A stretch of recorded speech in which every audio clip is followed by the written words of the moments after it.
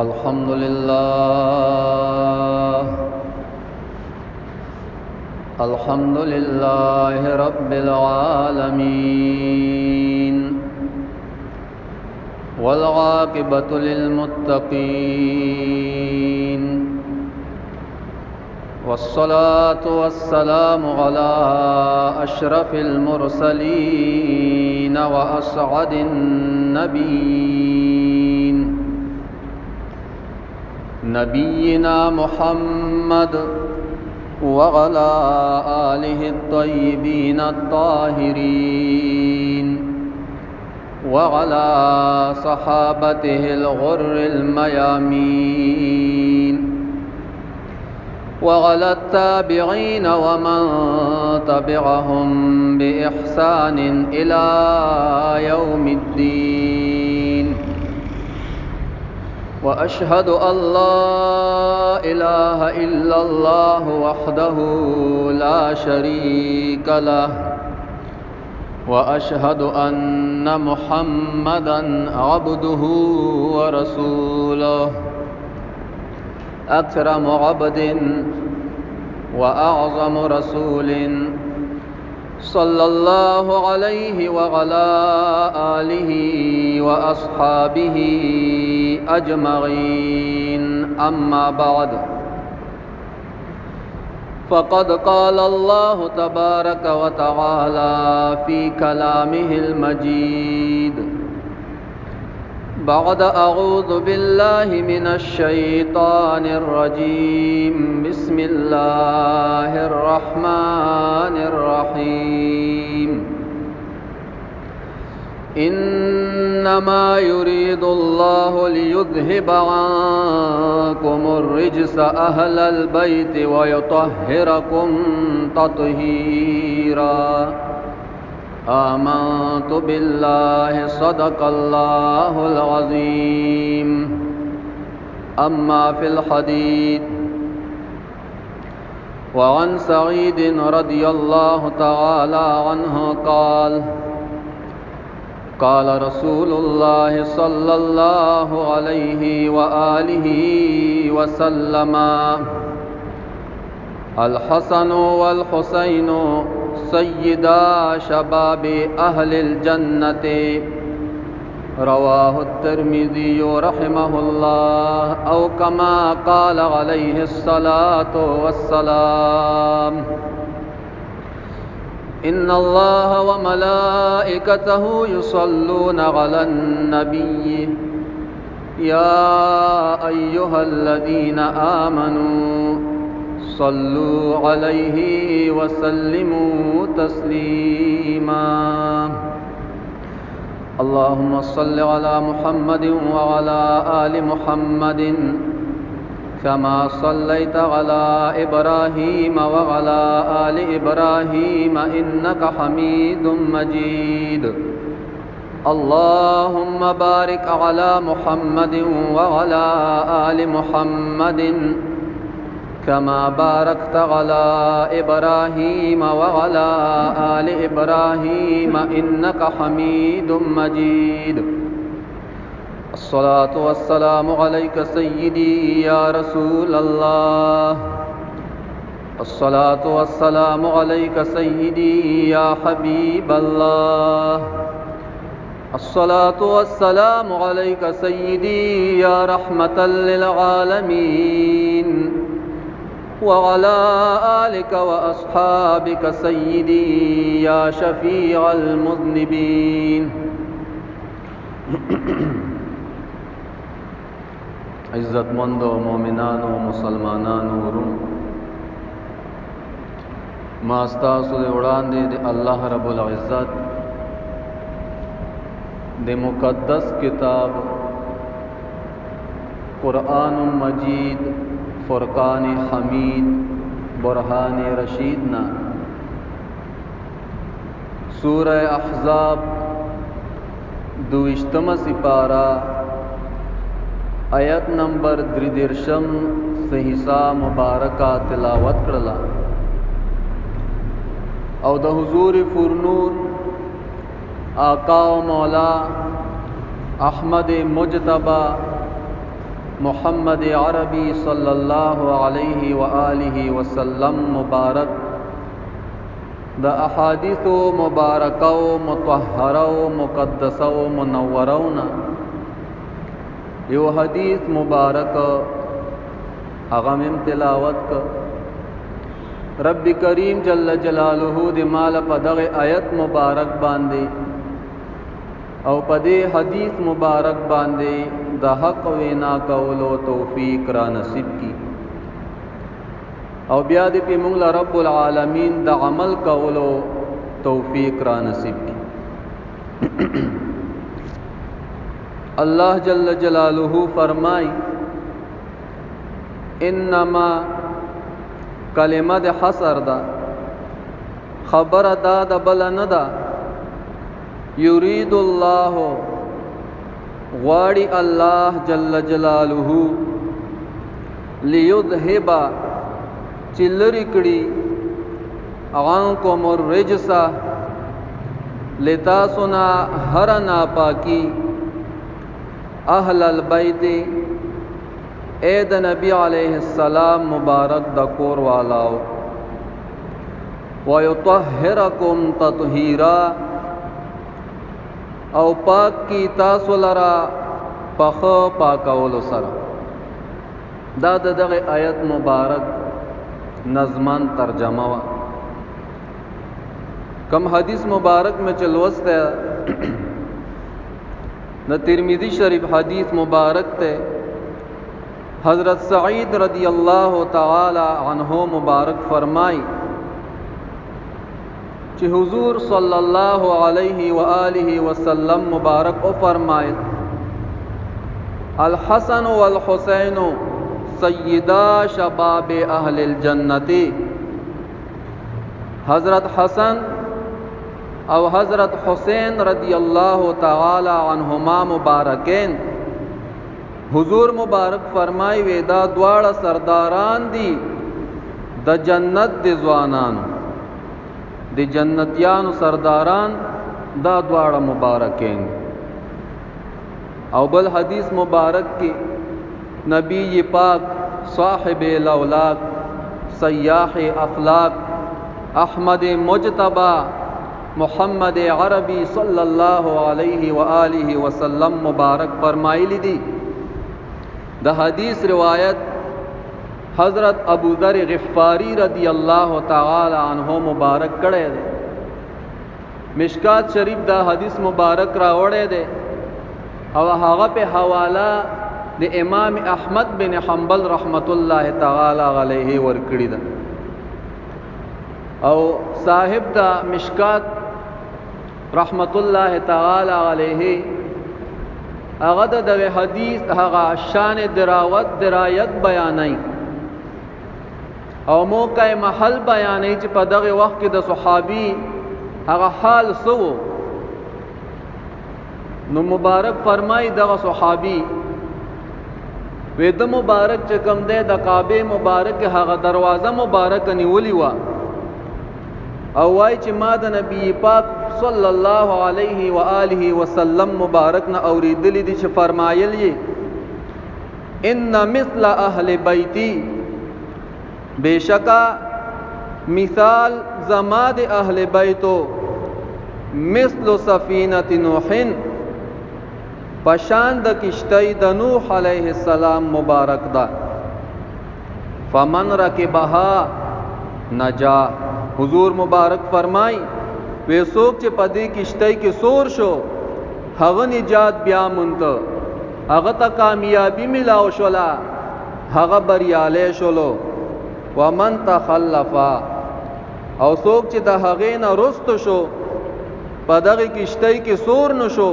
حضور مبارک فرمای هلاکا دے هلاک شو د دې حدیث مبارک په تشریح او په تفصیل کې امام فخر الدین رازی رحمت اللہ تعالی علیہ یو خبر ذکر کئی او مولا علی قاری رحمت اللہ تعالی علیہ په مرقات شرح د مشکات کې هم د دې حدیث مبارک په شرح کې ذکر کړی ده امام فخر الدین رازی رحمت اللہ تعالی علیہ فرمایي وی الحمدللہ وی زمونږ معاشر د اهل سنتو معاشر دې جمع معاشر دا ټولی ته ویلی شي. امام فخر الدین رازی رحمت الله علیه فرمای وی مونږه په دې باندې د رب العالمین حمد او ثنا بیانو چې زمونږ د اهل سنت څومره ټولی چې دي څومره ګروپونه چې دي وی دا ټول چې کوم دي په دغه کشته کې سوار دي یعنی د اهل بیت سره محبت کوونکي دي او دا کشته چې روانه ده او مزل چې کوي نو وی دا په نجومو د هدایت باندې روانه ده په استورو د هدایت باندې روانه ده مزل کوي او دغه استوري د هدایت چې دي هغه صحابه کرام رضوان الله تعالی علیهم اجمعین. محبوب علیه الصلاۃ والسلام مبارک فرمای اصحابی کالنجوم فبأیہم اقتدیتم اهتدیتم. نو امام فخر الدین رازی رحمت الله تعالی علیه فرمای وی الحمدللہ تمام اهل سنت په دغه کشتی کې سوار دي او دغه کشتی رهنما چې دي هغه صحابه کرام دي. مطلب دا چې هم صحابه کرام منو او هم چې کم دي اهل بیت منو نو دغه ډلې ته د اهل سنت و جماعت ډله چې کم دي ویلی شي. او د دین علاوه کم خلق چې په دغه کشتی کې نه دي سوار نو هغه خوارج دي. خوارج د اهل بیت سره محبت نه کوي او څوک چې د اهل بیت سره محبت نه کوي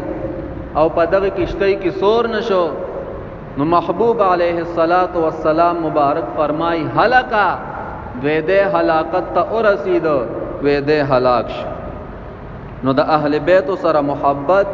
دا د ایمان جز ده. څوک چې اهل بیت سره محبت ساتي په دغه ایمان ده دا کامل مؤمن ده. د اهل بیت سره محبت او اهل بیت دي څوک د رسول الله صلی الله علیه و آله وسلم مبارک ازواج مطهرات د نبی علیه الصلاۃ والسلام مبارک خاندان چې کوم مؤمنان مسلمانان دي د رسول الله صلی الله علیه و آله وسلم مبارک هغه لور مبارکه حضرت فاطمه الزهرا رضی الله تعالی عنها مبارکه او امام حسن او امام حسین رضی الله تعالی عنهما مبارکین. نو اهل بیت سره محبت سره د صحابه کرامو دا د اهل سنت نشانی ده. او به فرمای که اهل بیت سره محبت کون کی دي او د صحابه کرامو سره عداوت لري د صحابه کرامو سره بغض لري هغه سره محبت نه کوي نو ودا شیعاګان دي. نو یو طرف ته د اهل بیت سره محبت او د صحابه کرامو سره نفرت دا شیعاګان او بل طرف ته د صحابه کرامو سره محبت او د اهل بیت سره عداوت نو دا خوارج دي. او الحمدلله مونږه اهل سنت والجماعت ډله چې کومه ده د افراط او د تفریط نه خالی ډله ده. دغه ډله چې کوم ده د اهل سنت و جماعت ډله ده چې هم د صحابه کرامو سره محبت ساتي او هم به چې کوم ده د حضور مبارک د اهل بیت سره محبت ساتي. دی وجه شیعاګان چې دی رونو دا اعتقادي منافقان دي. اعتقادي منافقان دا په جنت کې د په دوزخ کې به د ټولو نه په حقیقت طبقه کې پراتی وي چې په هغه کې به د ټولو نه عذاب سیواوي. رب العالمین دې مونږ او تاسو د جهنم د اور نه وساتي. نو شیعاګان چې دي دا د امام حسین رضی الله عنه مبارک سره محبت کوي د علی رضی الله عنه مبارک سره محبت کوي لیکن هغه محبت داسې وي چې په هغه کې زیاتواله کوي او بدعات پکې راو باسي او د نور صحابه کرامو پسې کنزل کوي او دا حرام دي. ازواج مطهرات پسې کنزل کوي دا سه کنزل و پسې کوي چې د انسان په خله باندې ناراضي. دغه وجنه شیعاګان چې دي روافض دا خوارج دي دا د جهنم سپی دي او په جهنم کې به د ټولو نه پخکته طبقه کې چې کوم دی پراتی وي. نو امام فخر الدین رازی رحمت الله تعالی علیه چې پهلوان مفسر دی په تمام تفاسیر ورته امتیازی مقام حاصل دی. هغه فرمایي چې اهل سنت و جماعت په دغه کشته کې سوار دي او د دغه کشته رهنما او هدایت کوونکی هغه صحابه کرام دي، هم د صحابه کرام سره محبت او هم د اهل بیت سره محبت. نن د محرم الحرام د دې مبارک میاشتې 9 ورځ ده او د دې میاشتې په 10 تاریخ باندې امام حسین رضی الله تعالی عنہ مبارک په میدان کربلا کې د یزید د لاسه شهید شوی دی. یزید چې کوم دی شهید کړی دی، ملعون او مردود د هغه د لاسه چې کوم دی امام حسین رضی الله عنه مبارک په شهادت رسیدلې او دا د رسول الله صلی الله علیه و آله وسلم مبارک بچی دی، نوسی دی. آقا دو جهان مبارک ته ډیر زیات ګرانو. حضور صلی الله علیه و آله وسلم مبارک وسره ډیر زیات مینا کوله. حضور صلی الله علیه و آله وسلم مبارک فرمای الحسین منی وانا من الحسین.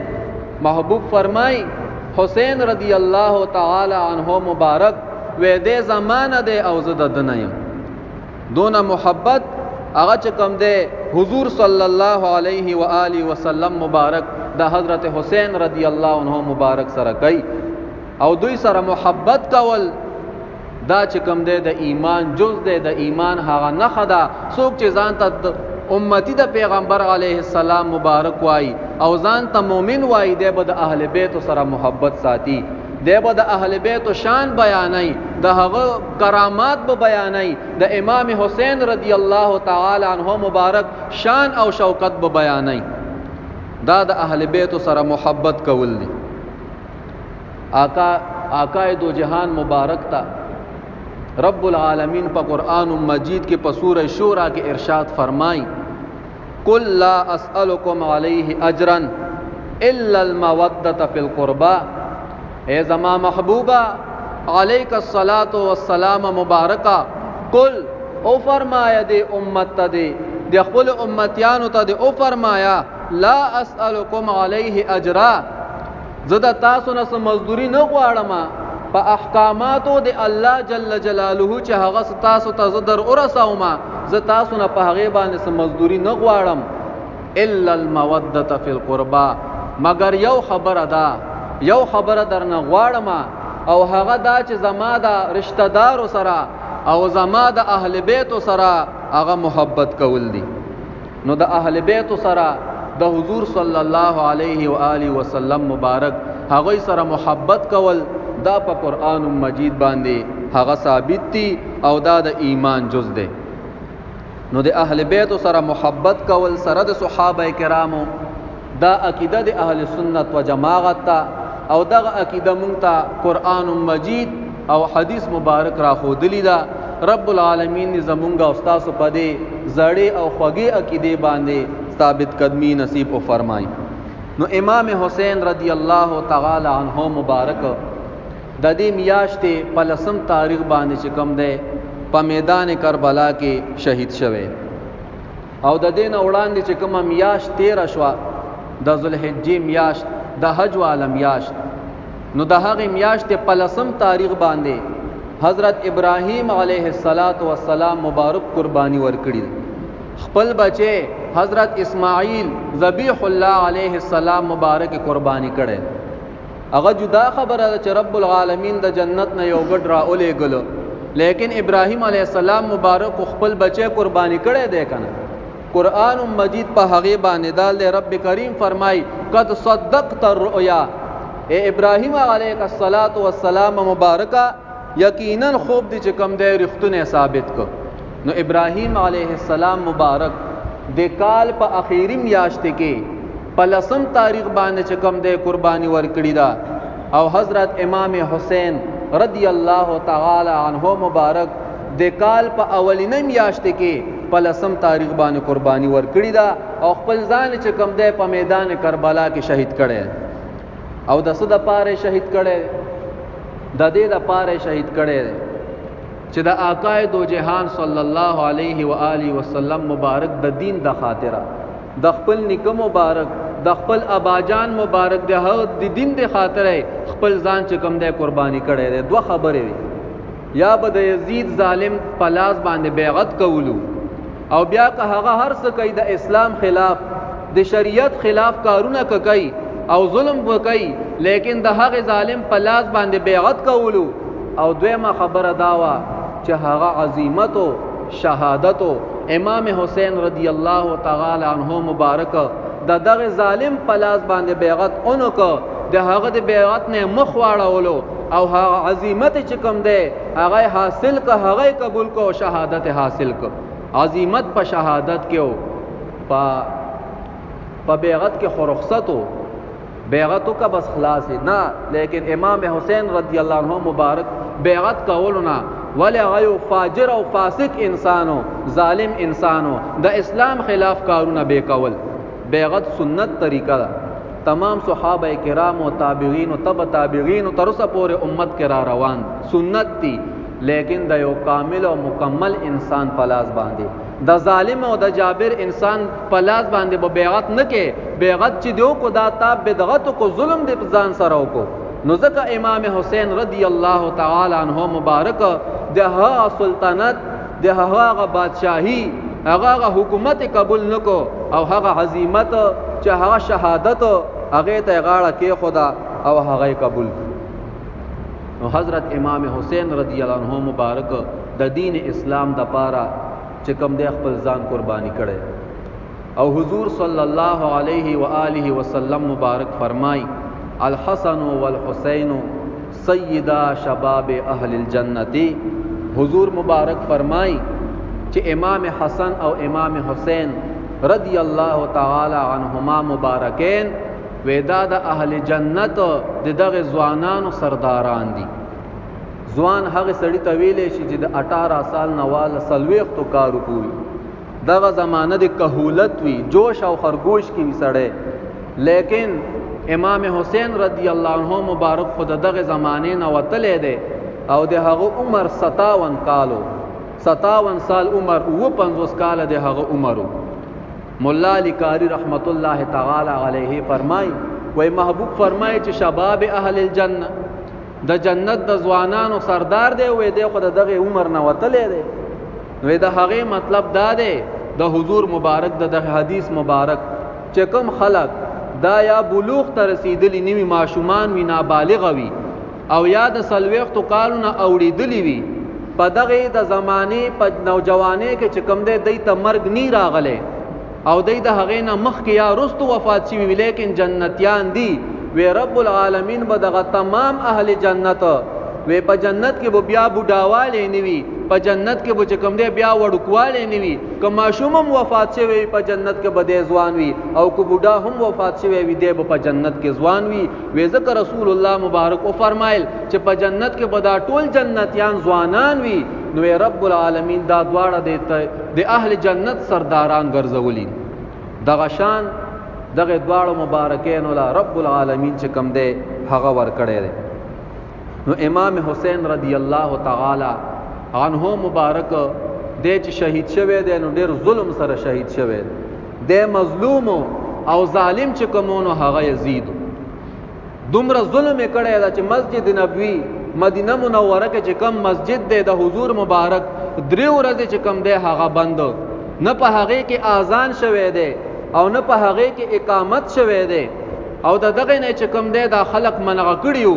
او د هغه باوجود دغه ظالم انسان دغه پلیت انسان هغه اسونه راوستل او په دغه مسجد نبی شریف کې اوتړل او په هغه کې به هغه اسونه متیازم کولې او هغه نور کازورات به پکیم کول حتی چې منبر شریف ته چې کوم دی دغه پلیتی چې کوم دی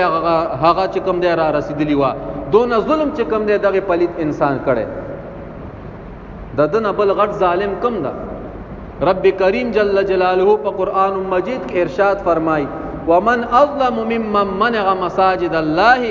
ان يذكر فيها اسمه وسعى في خرابها رب کریم فرمایي دغه چانا وې ددن چې کوم دی بل غټ ظالم نشته دغه انسان نشه دی زما د کورونو نه خلق منع کوي یزید چې کوم دی هغه جمعات بند کړو د هغه ظلم د پاسه بل ظلم داو کو چې اسونه را وستل او په مسجد نبی کې وتړل بل ظلم داو کو چې هغه پلیتی به اسونو پاغه کې غرزولا او تر دې پورې چې هغه پلیتی منبر شریف ته را رسیدلی و. دون ظالم انسان چې کوم دا بدبخت انسان. د دین علاوه پسون صحابه کرام او تابعین دغه ظالم انسان چې کوم دی شهید کړي. پسون صحابه کرام چې کوم دی په شهادت باندې رسولیو. تو نور ظالم ستوي په خانه کعبه مبارک باندې کانی ورولیو. د خانه کعبه مبارک غلاف مبارک شلولیو. د خانه کعبه مبارک هغه غلاف مبارک سوځولیو. تو نور ظالم ستوي تا په مستقل کتابونه ولیکل چې یزید رحمت الله تعالی علیه. اهل سنت و جماعت مولیان په دې باندې متفق دي چې په دې یزید ملعون باندې لعن او طغن جایز دی. دته مردود ویل جایز دي، دته لعین ویل جایز دي. په کفر کې بیا علما او چې کم دی هغه رب را متفق شوی پینې دی پاغه کې اختلاف ته، لیکن په لغن طغن باندې په دې باندې اهل سنت و جماعت مولیان متفق دي چې په دې ظالم انسان باندې چې کم دی لغن او طغن ویل شي. دون ظلم چې کم دی هغه د امام حسین رضی الله تعالی عنہ مبارک سره کړی دی.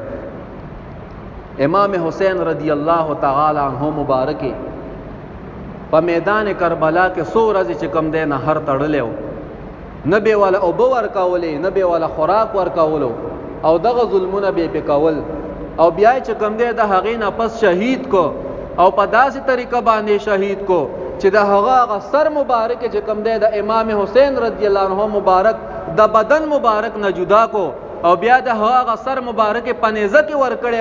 او هغه به ګرځولو تر دې پورې چې د امام حسین رضی الله تعالی عنه مبارک په بدن مبارک باندې چې کوم دی هغه اسونه په د پاسه او ګرځول. دونه بدبخت او ظالم انسان او توای چې په امت کې ډیر زبرګ انسان تیر شوی دی. دته چې کوم دی لغن طغن ویل حرام دی او په هغه باندې بیا کتاب لیکي پته لګي چې د یزید بچی د یزید د وینې نه پیدای. الحمدلله مونږه حسینین یو، مونږ د آقای دو جهان مبارک چې کوم دی امتیانو او دا رب کریم جل جلاله بندگانو، لیکن ته په بل پس رواني. دا سازش تا ته چې کوم دی د بل د لاس نه را روان دا او دا خبره درته بل درخای پته لګي ستا د دغه عقیدې نه او ستا د دغه کتابونو نه. په حدیث مبارک کې راځي عبد الله ابن عباس رضی الله تعالی عنهما د حدیث راوی دی چې کله یحیی علیه السلام مبارک خپل قوم شهید کو وی الله رب العزت جل جلاله د هغه په بدل کې او یا زره خلق چې کم دی هغه هلاک کړل، مردار کړل. او محبوب پاک علیه الصلاۃ والسلام مبارک ته رب کریم فرمای چې ای زما محبوبه علیک الصلاۃ والسلام مبارکه د امام حسین رضی الله تعالی عنہ مبارک د هغه د شهادت په بدل کې به زه چې کم دی دو چند خلق به چې کم دی هغه به هلاک او مردار او مبه او رب العالمین هلاک کړي دی او مردار کړي. د کوفی خلکو چې کم دی ور سره دوکه کړي وا او هغه ور سره بے وفایی کړي وا. ورته او ویل چې راشه دلته کې زمونږ امام نشته دی، مشر م نشته دی، ته زمونږ امام شه. او کله چې دی مبارک وراغه او دی ټول وته دغه صلاح کړي وا، مشوره وته یو کړي وا او دی مبارک به دغه ظلم سره چې کوم دی په میدان کربلا کې شهید کړي. کله چې امام حسن رضی الله تعالی عنہ مبارک پیداش آقای دو جهان مبارک تشریف راوړو او اوی فرمایل وتا ارونی ابنی اور اوخای ما ته بچي خپل زما بچي ما ته را اوخای ماذا سمیتموه داغنه چې کوم دی تاسو کوم نامه یې خدا. حضرت علی کرم الله وجهه مبارک خپل بچي حسن رضی الله عنه مبارک را واغستو او حضور مبارک له راوړلو او ورته او فرمایل قربان د نامه مونږه حرف یې خدا. حضور مبارک وته او فرمایل نه د نامه حضرت حسن رضی الله عنه مبارک. بیا چې کله حسین رضی الله عنه مبارک پیدا شو دغه شانتی حضور مبارک راغه وته فرمای راوخای بچي ما تخپل حضرت علی کرم الله وجهه مبارک ولا راواغست وسنا مم پیغیدا و محبوبه هما غنامه مم پیغیدا هر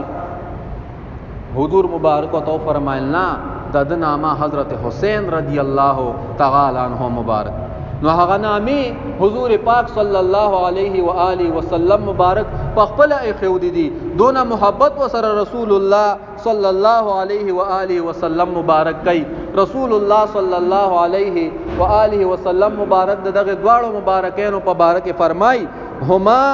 ریحانیا من الدنیا. محبوب فرمای وې دا دواړه د دنیا ګلونه دي، د دنیا خوشبو چې کوم دي وې دا حضرت امام حسن او حضرت امام حسین رضی الله تعالی عنهما مبارکین. تاسو بلیدلی خلق چې کوم دی څوک پګاړو لیکي د ورمړو ګلونه، د باجوړ ګلونه، فلانکی ګلونه. محبوب علیه الصلاۃ والسلام مبارک فرمای هما ریحانیا من الدنیا. ودا ګلونه چې دی ودا دواړه د دنیا ګلونه دي. دونه محبت او مینا هغه چې کوم دی حضور پاک صلی الله علیه و آله وسلم مبارک دغه دواړو سره کوي او مونږ او تاسو له هم لازم دي چې د اهل بیت سره مینا او محبت وساتو. نو امام حسین رضی الله تعالی عنہ مبارک د کال په اول کې په لسم تاریخ باندې قربانی ورکړی دا او حضرت ابراهیم علیه السلام مبارک د کال په اخر کې په لسم تاریخ باندې قربانی ورکړی دا. د کال په اول کې قربانی او د کال په اخر کې هم قربانی. تعلیم او درس تر نه دا راوځي چې اسلام دا نوم د قربانی لکه څنګه چې امام حسین رضی الله عنه مبارک قربانی ورکړه او خپل ځان چې کوم دی شهید کو او دغه ظالم او مردود او لغین په لاس باندې چې کوم دی نو بیعت اونک. او دا زه نه وایم، دا مشرق شاعر مشرق قلندر لاہوری علامہ محمد اقبال رحمت اللہ تعالی علیہ فرمائی قتل حسین اصل میں مرگ یزید ہے، اسلام زندہ ہوتا ہے ہر کربلا کے بعد. د اسلام چې کوم دی ژوندې کیدلو د یزید مړي دلو ودا په اصل کې دا خبره وا چې هر کال چې کوم دی به اسلام ژوندې کیږي، د هر کربلا نه پس وی اسلام ژوندې کیږي. او په اصل کې د حضرت امام حسین رضی الله عنه مبارک شهادت چې وو ودا په اصل کې د یزید ملعون دغه مرګ او دغه چې کوم دی ختمي دلو. نو امام حسین رضی الله تعالی عنہ مبارک لا رب العالمین لوی کمال ور کړی، د لوی مرتبه خاوند د هغه شان چې څوک بیانای، د هغه صفات چې څوک کوي. په دې باندې بیا بعض خلک چې کوم دی هغه په دې امت کې موجود دي چې هغه د خوارجو په طریقه باندې روان دي. هغه بیا دغه سنیانو ته وایي دوی شیعاګان. د اعلی حضرت شاه احمد رضا خان رحمت الله تعالی علیه نه تپوس کیږي فتاوا رضویه شریف کې چې څه خلق دی هغه د امام حسین رضی الله عنه مبارک صفات بیانای، د هغه شان بیانای او د هغه مخالف څه خلق دي چې هغه دغه خلکو ته بیا شیعاګان وای او دلیل پیدا پیش کوي چې د دومره د شان د لوی مرتبه قابل دی او رب العالمین دون لوی مرتبه ورکړي وا چې دوی وای چې دا ولی الله د الله دوست نو د یزید نزان نشو خلاصوله، د یزید ته به خیری کړي وي او خپل ځان به تر نخلاص کړو. نو اعلی حضرت مجدد دین و ملت اشا امام احمد رضا خان فاضل بریلوی رحمه الله په خپل فتاوا کې فتاوا رضویه شریف کې جواب ورکړي وی رب العالمین چې دوی له دا کمال ورکړي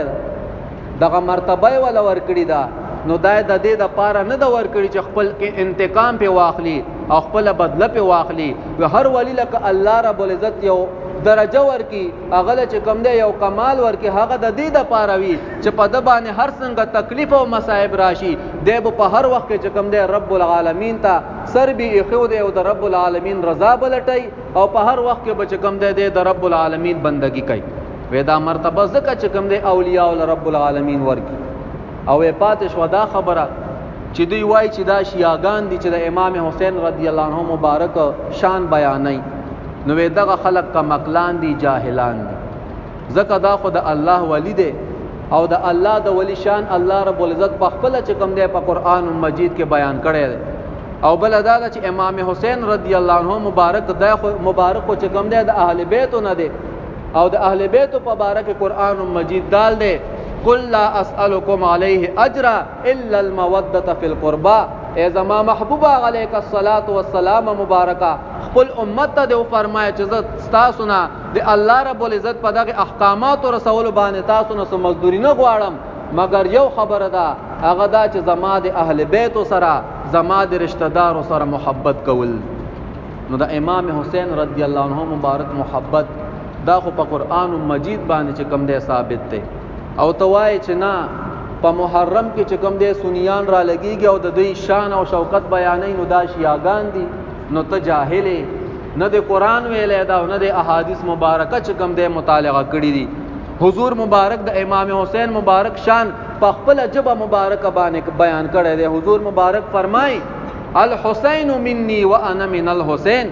حضور مبارک فرمایي امام حسین رضی الله عنه زمانه ده او زه چې ایمان زه د امام حسین رضی الله عنه مبارک نایم. دا شان رب العالمین چې کوم ده امام حسین رضی الله عنه مبارک لور کړي او چې ځان ته نه د خلاص کړي. نو اولیاء انبیاء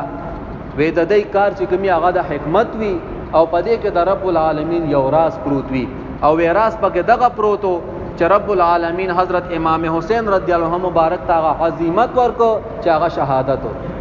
لکه څنګه چې محبوب پاک علیه السلام مبارک د یمن په طرف باندې لاړو، د رب العالمین هغه حکم مخکې رسولو، د طائف خلق محبوب مبارک پکانو اوويشتو، دون زخمی کو د بدن مبارک نه وینه مبارک راوته بیدته، حتی چې هغه پڼو مبارکو کې چې کوم د حضور مبارک هغه وینه مبارک ودری دا هغه د غرونو پر اختراله محبوب علی السلام مبارک توي د الله رسول حکم راکا د غي هغه آبادی د دو غرونو تر منځ و د الله رسول حکم کا چې د دو غرونو تر منځ د اوس راچخړي کم ختم کم دلا محبوب علی السلام مبارک وت فرمای نا ز رب العالمین چې کم د رحمت للعالمین را لګلیم د تمام مخلوقات د پاره رحمت را لګلیم دانه چې د دې د پاره په دعا وکم وې کدی نه د دې په اولاد کې بدا سے خلق راشي چې هغه به اسلام قبول کینو. ګورا حضور مبارک په شان د لوی هستی د اولیاء او بابا د پیرانو پیر د تمام انبیاء او د رسولانو امام او پیشوا محمد عربی صلی الله علیه وسلم مبارک هغه چې کوم دغه خلکو ته بدعا نه کوي او د حکمت نه کار علی. نو یک امام حسین رضی الله عنه مبارک خیری نه دی کړي په پدې کې حکمت دا پروتو او راز پکې د الله رب العزت دا پروتو چې رب العالمین ول د غلوې درجه ورکا چې هغه شهادت او عظمت. نو کو څوک دا اعتراض کوي چې را امام حسین رضی الله عنه مبارک د بداغه نزان خلاص کړو، نو دغه دلیل می په د پوښ کو چې پدې کې د الله رب العزت راز وی او هغه راز دا چې امام حسین رضی الله عنه مبارک لای شهادت چې کوم دی ور نصیب کړ. حضرت ام سلمہ رضی اللہ تعالی عنہا مبارک فرمائی ام المؤمنین زمونگا استاذ و مور دے مبارک فرمائی چې رسول الله صلی الله علیه و آله وسلم مبارک د کور نه یو طرف ته تشریف وړلو. ډیر ساعت پس نبی پاک مبارک کور ته چې کوم دی تشریف اوري او فرمایلا بما چې او قتل د حضور فرنور محمد عربی صلی الله علیه و آله وسلم مبارک په دغه نورانی مخ مبارک باندې سو د پریشانی آثارات ښکارا کیږي او گرد او غبار چې کومو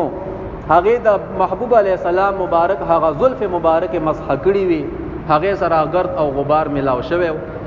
به ما د محبوب علی السلام مبارک نه تاسو کو چې اے د الله رسول صلی الله علیه وسلم مبارکه ستاسو په دې مخ مبارک باندې نورانی مخ مبارک باندې مسد پریشانه آثارات ښکارا کیږي سو وجدا. به محبوب علیه السلام مبارک راته او فرمایل چې د رب العالمین کوم قدرت کارکنان دي فرښتې دي هغه زه یو داسې زیته بوتلما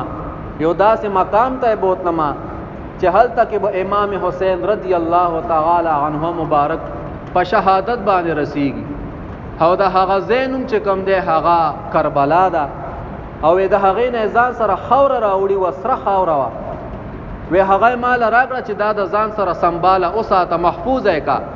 حضرت ام سلمہ رضی الله عنها مبارکه فرمای چې ما د شیشې یو بوتل کې واچولا او سر مې په حق لګ بند کو د ځان سره مې محفوظه او ساتله. وی چې کله وخت یریدو امام حسین رضی الله عنه مبارک چې کله د مدینه منوره نه روان شو او په هغه طرف باندې زی وی دغه خوره به ما روزانه کتله وی چې کله مې به وکتله وی دغه خوره به ما غ شانت سره خوره پرتوا په هغه کې به کوم دینو څه بدلون نور راغله. وی اورز داسې راغله وی چې دغه خوره ما وکتره وامه غستا نو دغه خوره په تازه وینې باندې چې کوم دی بدله شوي وه دغه خاورې نه تازه وینه جوړه شوې ده. وی زه پوه شم چې امام حسین رضی الله تعالی عنه مبارک د مبارک چې کوم دی په شهادت باندې رسیدلی. هغه ورځ چې کوم دی د ځان سره نوٹ کا او چې کله د امام حسین رضی الله عنه مبارک هغه د شهادت خبر راغو او هغه ورځ او دا ورځ ما وکړه بالکل همغه ورځ وا چې په کوم ورځ باندې دغه خاورې نه وینه جوړه شوې وه په هغه ورځ باندې امام حسین رضی الله تعالی عنه مبارک په شهادت باندې رسیدلی. نو امام حسین رضی الله تعالی عنه مبارک لا رب العالمین لویه مرتبه ورکړې ده. په شرح صدور کې امام جلال الدین سیوطی رحمت الله علیه لیکي واقعا ذکر کوي چې کله امام حسین رضی الله عنه مبارک د کربلا په میدان کې شهید کړی شو او د هغه سر مبارک دمشق ملک ته راوړل شي په د سر مبارک ته چې کوم دی یو حافظ د قرآن قاری وته ودرید او هغه ته چې کوم دی د سوره کهف تلاوت شروع کړ چې کله دغه آیت مبارک لراو رسیدو ان اصحاب الكهف والرقيم كانوا من آیاتنا عجبا دغه شان آیت ته نهم نمبر آیت ته د سوره کهف و دغه سر مبارک خبر شروع اعجب من اصحاب الكهف قتلی و حملی. رب کریم فرمایي زمونږ د نشانونو عجیبه نشانه دا چې کوم د اصحاب کهف دي د غار والا خلق دي. وی په دغه وخت کې چې کوم دی د امام حسین رضی الله عنه مبارک هغه سر مبارک خبر شروع کې چې اعجب زما دغه شهادت کیسه چې کومه ده زما شهید کیدل په ما باندې دا ظلم کیدل وی دا ته اصحاب کهف دغه واقعې نه وی ډیر عجیبه ده. اعجب ډیر عجیبه ده زما دا واقعه چې دا کوم ظلم ما سره شوی دی او زه په شهادت باندې رسولم. نو دا امام حسین رضی الله عنه مبارک هغه کرامت پس د وفات نه ځکه پس د وفات نه څوک خبرې کوي او به د یو انسان د تنې نه چې سر جدا کې بس به یو فوټبال تر نه جوړ شوی وي اخوا دې خوایوله او سو ویلې نشي. لیکن دغه مرتبه او مقام رب کائنات جل جلاله د محبوب پاک علیه السلام مبارک نوسی مبارک لور کړی دی چې پس د مرګ د هغه سر مبارک خبرې کړې دي او امت ته ښودلی دی چې دا ولی الله دی د الله رب العزت دوست دی. نو د محرم الحرام په دې میاشت کې په 10 تاریخ باندې امام حسین رضی الله عنه مبارک هغه چې کوم دی شهید شوی دی. نن 9 تاریخ ته او په 10 تاریخ باندې یعنی را روان د پیر ورځ جوړي خالی توار پیر په ورځ باندې په دغه تاریخ باندې امام حسین رضی الله عنه مبارک په شهادت باندې رسیدلی. خو په دې ورځو کې رونو ډیر خلک بدعات شرکیات خرافات جوړي او هغه دادي چې د دې میاشتې په 10 تاریخ چې کله راشي نو په 10 تاریخ باندې روډونو ته دغه خلک راوځي شیعاګان روافض بدعتیان هغه د روډونو ته راوځي او خپل ځانونه وایي ولی وای په دې ورځ باندې امام حسین رضی الله عنه مبارک په شهادت رسیدل. نو چې په شهادت رسیدلې ده نو د هغه غشان او شوکت بیان کا دین اسلام په تعالی دا اجازت نه درکای چې تو روډ تراوز او خپل ځان او وها ماتمو کا په خپل ځان باندې نه دا بدعت ته دا د شریعت خلاف ته. دین اسلام یو روحانه دین دی په ښکارا دلایل سره راغلی دی. په دې ورځو کې موږ لسه کول پکار دي د دې میاشتې عظمت څه شی دی او په موږ باندې د دې احترام شته دی او کنه په دې باندې خپل ځان پوهول غواړي. نو په کال کې 12 میاشتې په قرآن مجید کې ذکر دي په هغه کې 4 میاشتې د حرمت والا دي د عزت او د ادب والا میاشتې دي چې د هغه عزت او ادب هغه په موږ باندې لازم دی واجب دی او چې څوک دغه میاشتو حرمت نه کوي ادب او تعظیم نه کوي نو دغه خلق چې کوم دی په خپل ځانونو باندې ظلم کوي. او دا میاشتې چې کوم دي دا د رب العالمین د شعائر نه چې کوم دي ګرځېدلي د رب العالمین د قدرت نښې دي او رب کریم جل جلاله په قرآن مجید کې فرمایي ومن يعظم شعائر الله فانها من تقوى القلوب. رب کریم فرمایي وسوک چې د الله رب العزت د قدرت د نخو تعظیم کوي ادب کوي ودا د زړونو تقوا او میاشت او ورځ چې کوم دي دا مخلوق ته خالق نه ده غیر الله ده الله نه ده او د غیر الله تعظیم په مونږ او تاسو باندې شریعت لازم کړی دی چې د دې میاشتو تعظیم او ادب وکړو. او دا نور خلق پرې کېدی چې هغه وایي د غیر الله تعظیم شرک دی فلان دی فلان دی وته ته خبر نی که خبر وې دا به بیا دا بیوقوفه الفاظ به د خپل نه راوخل. نو دې ورځو کې مونږ او تاسو له پکار دي چې په دې ورځو کې روجیونی سود دې میاشتې. آقا دو جهان مبارک فرمای، ابو هريره رضی الله عنه مبارک د حدیث راوی دی، وې د رمضان شریف د میاشتو نه بعد کې د الله پنځ باندې د ټولو نه افضل او بهترینی روجي چي دي وې دا د محرم د میاشتې روجي دي. د دې میاشتې روجي ساتل دا د الله پنځ باندې ډېرې خوخي دي پس د رمضان نه. او وې د شپې منځ وې د فرض باندې نه پس بهترین منځ چې کم دا وې دا د شپې منځ ده. نو په دې ورځو کې دا دغه ورځې نه دي. بعض خلک اوسم چې کم دی دا خلک موجود دي په دې ورځو کې خادي نه کوي، واده نه کوي، کوجده نه کوي، هغه نه ښکار کوي ولې وې محرم دی. نو چې محرم دی نو څه چلو شي؟ دا خو د خوشحالۍ ورځ او الله رب العزت مونږ له یو غنیمت را کړی دی چې د خوشحالۍ ورځ دي. په دې ورځو کې د انسان ګناهونه معاف کیږي، رب العالمین ته ورنږدې کیږي. او ته چې ندی میاشت محرم ده په دې کې خادي نه کو. حضور مبارک په خپل چکم دی په دې میاشت کې نکاح کړی دی، واده پکې کړی دی، او ته دا امتی ته به څنګه په دې میاشت کې خوشحالي نه. نو دا میاشت چې کومه دا د خوشحالۍ میاشت د ځان نه شیاغان نه جوړو بلکې د شیاغانو خلاف کار وکاو. په دې ورځو کې شیاغان خپل ځانونه وای موږ په خپل ځانونو باندې خرچې کو، خو خوراک وکاو. په دې ورځو کې شیاغان تور لباس اچي. نو د هغې د خلاف لپاره موږ له پکار دي چې سپینو جوړې واچو او شنې جوړې واچو، دغه شانتي نور کلرونه واچو د شیاغانو سره چې خلاف راشي. ځکه حضور مبارک چې کله مدینه منورې ته راغی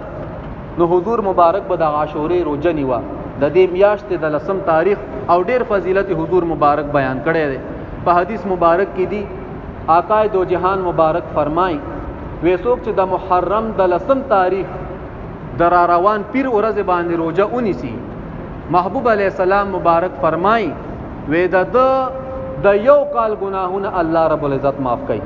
د یو کال ګناهونه درته په الله رب العزت معاف کوي. لیکن رونو روزه بو دونیسو، یا بو پیر او نه دیسو او یا به چکم دینو اتوار او پیر بنیسو. ځکه دا د يهودو او د نصارو سره مخالفت ته حضور مبارک کړی دی. چې کله حضور مبارک مدینه منورې ته راغله هجرت وکړو نو هغه خو به حضور مبارک به د عاشورې روزه نیوه، په مکه مکرمه کې به هم نیوه. ځکه په دې ورځ باندې موسی علیه السلام مبارک ته د فرعون نه نجات ملاو شوی دی، او دغه شانته د نوح علیه السلام مبارک کشتی هغه له چکم دی الله رب العزت په دې ورځ باندې نجات ورکړی دی. نو حضور مبارک به دغه روزه نیوه، خو چې راغه او وکتل نو يهوديان هم نیوه. حضور مبارک تاسو کو تاسو دا روزه ولې نسی؟ نو هغه وته دغه خبره بیان کا چې په دې ورځ موسی علیه السلام مبارک ته الله رب العزت د فرعون او د غد قوم نه وته نجات ورکړو او دای چې کم دینو بری کړی وي. په دې خوشحالۍ کې په دغه نعمت کې مونږ روزه نیسو. نو حضور مبارک فرمایل چې مونږ خو زیات حقدار یو،